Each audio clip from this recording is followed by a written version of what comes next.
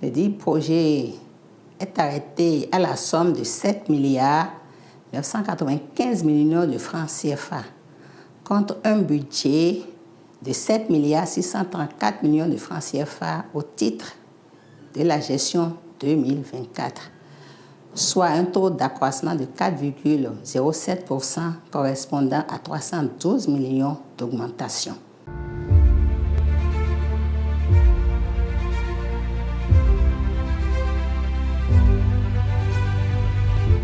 Les 4% d'augmentation, en fait, correspondent à une augmentation de 300 millions de francs, comme je l'ai dit tantôt, destinée au paiement des salaires des agents qui ont été mis à la disposition du ministère du Travail et de la fonction publique à la suite de la dissolution de certaines structures. Donc, on les met à notre disposition et par la suite, d'autres ministères sollicitent leur emploi, nous les remettons à disposition.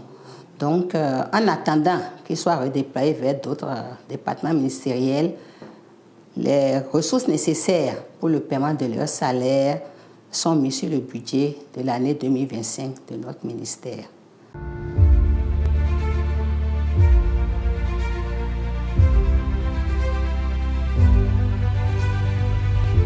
Nous allons poursuivre l'exécution des projets du programme d'ajustement structurel 2021-2026, bien évidemment. À cela s'ajoute un projet d'appui à la réforme et à la modernisation de l'administration publique appelé PARMAP. Le deuxième projet, c'est le projet d'appui à la restructuration et à la modernisation de la fonction publique, PARM-FP. Le dernier projet, c'est le projet d'appui à la modernisation de la gestion des ressources humaines de l'État et de la paie.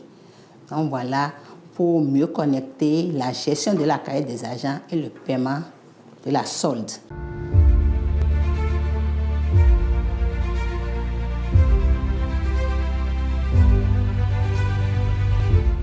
Les députés ont beaucoup félicité le ministère du Travail et de la fonction publique pour la modernisation surtout de la gestion des ressources humaines de l'État, ce qui leur évite les déplacements intempestifs, l'abandon des postes à la recherche des aides de carrière et ce qui leur réduit aussi les frais de déplacement parce que les salaires, il ne faut pas les utiliser à des frais de déplacement de façon continue. Voilà.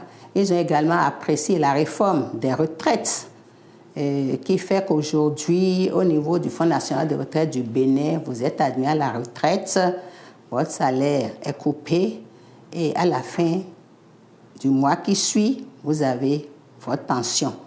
C'est vrai, au niveau de la Caisse nationale de sécurité sociale, il reste encore un peu d'effort à faire parce qu'ils sont en train de moderniser les archives, ce que nous avons déjà fait depuis au niveau des services centraux du ministère du Travail et de la fonction publique. C'est ça qui a facilité donc la réforme du paiement des pensions.